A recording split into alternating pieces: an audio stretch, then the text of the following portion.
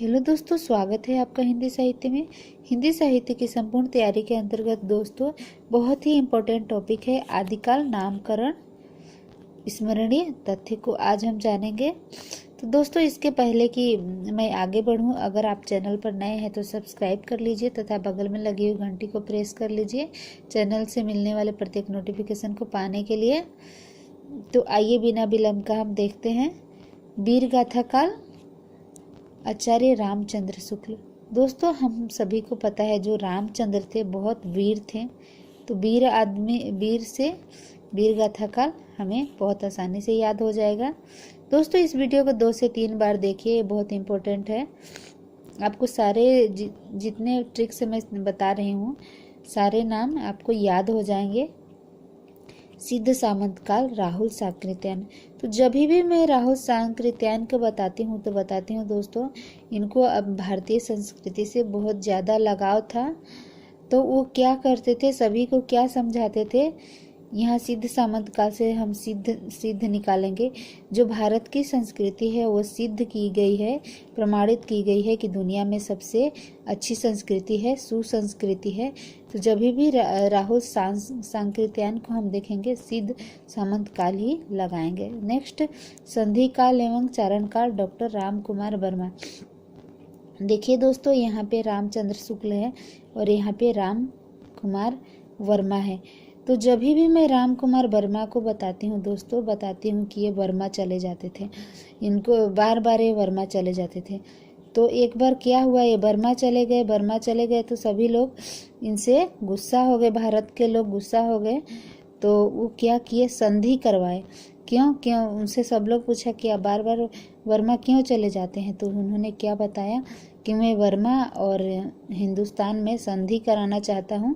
इसलिए जब भी आप डॉक्टर राम कुमार वर्मा को देखेंगे आपको संधि काल ही याद आएगा, क्योंकि वो क्या सोचते थे, वर्मा और हिंदुस्तान में संधि होनी चाहिए, तो इसलिए डॉक्टर राम कुमार वर्मा संधि काल। नेक्स्ट है विजयपन काल, महावीर प्रसाद द्विवेदी ने कहा है। तो देखिए दोस्तों हम इसको कैसे याद करेंगे। महावीर प्रसाद जब कोई भी प्रसाद बनाते थे, पूजा पाठ, ये महावीर थे तो ये बहुत पूजा पाठ करते थे। पूजा पाठ करने के में क्या करते थे, बीज वाले जो फल है, बीज वपन को हम क्या लेंगे, जो बीज वाले फल है उसका ही उपयोग करते थे। जैसे अनार हो गया, सीताफल हो गया, जिन फलों में बीज रहता था उसका उपयोग करते थे, उसी बीज वाले फल का ही प्रसाद बनाते थे। जब भी दोस्तों हम महावीर प्रसाद द्विवेदी देखेंगे हम बीज वाले फल अर्थात बीज वपन काल को लगाएंगे। ठीक, नेक्स्ट है मिस्र बंधुओं ने आरंभिक काल कहा है। दोस्तों हमको पता है जो हमारे बंधु होते हैं, जो हमारे भाई बहन होते हैं, वो आरंभिक काल से ही वो हमारे भाई रहते हैं या बहन रहते हैं। तो मिस्र बंधु जो 2 या 3 या जितने भी बंधु हो वो आरंभिक काल से, जब उनका जन्म होता है तभी से एक दूसरे के बंधु रहते हैं। तो मिस्र बंधु आरंभिक काल। नेक्स्ट है दोस्तों अपभ्रंश काल, चंद्रधर शर्मा गुलेरी एवं धीरेन्द्र वर्मा। पहले धीरेन्द्र वर्मा को देखते हैं दोस्तों। जब भी मैं धीरेन्द्र वर्मा को बताती हूँ दोस्तों, मैं बताती हूँ आपको कि धीरेन्द्र वर्मा बहुत धीरे धीरे काम करते थे। धीरे धीरे काम करने की वजह से उनका काम बिगड़ जाता था। डायरी जब मैं बता रही थी तो मैंने बताया था कि कॉलेज की डायरी वो इतना धीरे धीरे लिखते थे कि घर में उनकी डायरी ख़त्म नहीं हो पाई, तो कॉलेज तक अपनी डायरी को कंप्लीट किए। तो कॉलेज की डायरी उनकी डायरी है। और यहाँ पे देखिए दोस्तों ये धीरे धीरे लिखने की वजह से अपभ्रंश काल, अपभ्रंश मतलब बिगड़ा हुआ, वो बिगड़ा हुआ काल, उनका काल जो था बिगड़ गया धीरे धीरे लिखने की वजह से। तो धीरेन्द्र वर्मा ने क्या नाम दिया, अपभ्रंश काल। और चंद्रधर शर्मा गुलेरी का ट्रिक देखिए दोस्तों।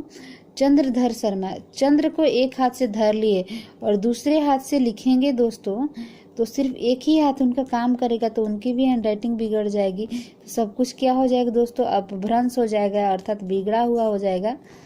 नेक्स्ट देखिए संक्रमण काल, ये कौन नाम दिया है दोस्तों, देखिए ध्यान से, ये बहुत इंपॉर्टेंट है, बार बार परीक्षाओं में पूछा जाता है इसको। अब संक्रमण काल दिया है हरिश्चंद्र वर्मा और डॉक्टर राम खेलावन पांडे ने। तो क्या है दोस्तों संक्रमण काल, संक्रमण मतलब संक्रमण, यहाँ पे हम सोचेंगे संक्रमण वाली बीमारी, संक्रमण वाली बीमारी राम खिलावन पांडे को क्यों हो जाते हैं कि वो किसी संक्रमित बीमारी वाले आदमी के साथ वो खेलते हैं, खिलावन से खेलते हैं। जिसको कोई संक्रमण की बीमारी है उसके साथ कोई खेलेगा दोस्तों तो उसको भी तो बीमारी फैल जाएगी ना।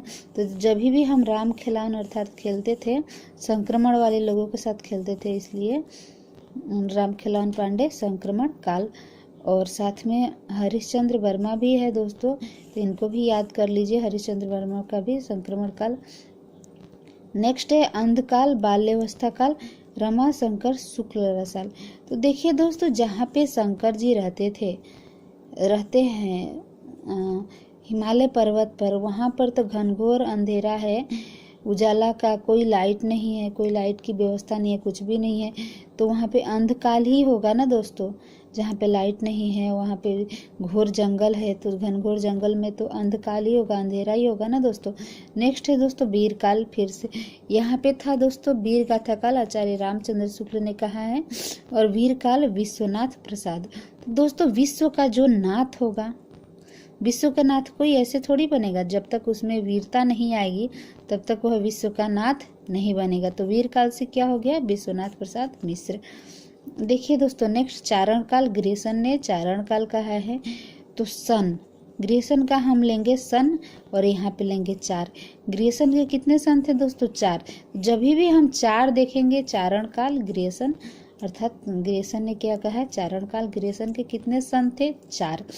नेक्स्ट आदिकाल, डॉक्टर हजारी प्रसाद। तो हम क्या कहेंगे दोस्तों, आदि हजारे 2 बार बोलिए, 3-4 बार बोलिए तो याद हो जाएगा कि आदिकाल किसने नाम दिया है, डॉक्टर हजारी प्रसाद द्विवेदी ने।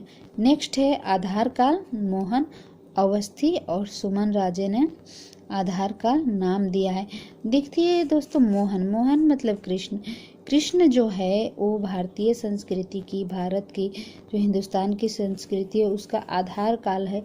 सभी लोग अपने बच्चों को लोरिया चाहे अलग अलग तरह के अपने घरों में कहानियाँ पूजा पाठ करते हैं। मोहन जो राधा के मोहन हैं उनकी बहुत सारी कहानियाँ प्रचलित है दोस्तों, तो वो भारतीय संस्कृति के आधार हुए ना, तो मोहन अवस्थी से आधार काल याद रखेंगे। और सुमन राजे इसको भी साथ में याद रखिएगा। प्रारंभिक काल, शून्य काल, डॉक्टर गणपति चंद्र। तो यहाँ से चंद्र निकालेंगे दोस्तों, चंद्र का आकार कैसा है दोस्तों, शून्य के जैसा, शून्य काल, शून्य के चंद्र कैसा है, शून्य के जैसा। और प्रारंभिक काल, प्रारंभिक में पृथ्वी बिल्कुल गोल थी, ऐसा हम इमेजिन कर सकते हैं। नेक्स्ट देखिए दोस्तों अंधकार काल फिर से आ गया, पृथ्वीनाथ कमल कुल श्रेष्ठ। तो हम ऐसा इमेजिन कर सकते हैं दोस्तों, पृथ्वीनाथ जो पृथ्वी का नाथ होता है उसको अंधकार काल से लेकर सूर्य की रोशनी तक उसको काम करना पड़ता है, तभी वो पृथ्वी का नाथ होगा दोस्तों, तभी एक जिम्मेदार होगा। पृथ्वी का नाथ कोई ऐसा थोड़ी होगा, उसको बहुत हार्डवर्क करना पड़ेगा, अंधकार से लेकर प्रकाश तक उसको काम करना पड़ेगा, तभी तो वो पृथ्वी का नाथ हो पाएगा। पृथ्वीनाथ कमल कुल श्रेष्ठ। नेक्स्ट देखिए दोस्तों पुरानी हिंदी का काल, चंद्रधर शर्मा गुलेरी ने इसको पुरानी हिंदी का काल भी कहा है। उद्भव काल, वासुदेव सिंह। और अत्यधिक विरोधी एवं व्याघातों का युग, हजारी प्रसाद द्विवेदी ने कहा है। अनिर्दिष्ट लोक प्रवृत्ति का युग, रामचंद्र शुक्ल ने कहा है। आशा ही दोस्तों ये सारे टॉपिक जो तथ्य मैंने बताए बहुत ही परीक्षा की दृष्टि से बहुत ही इम्पोर्टेंट है, आप इसको कहीं लिख लीजिए और याद भी कर लीजिए। थैंक यू दोस्तों मेरी वीडियो को देखने के लिए।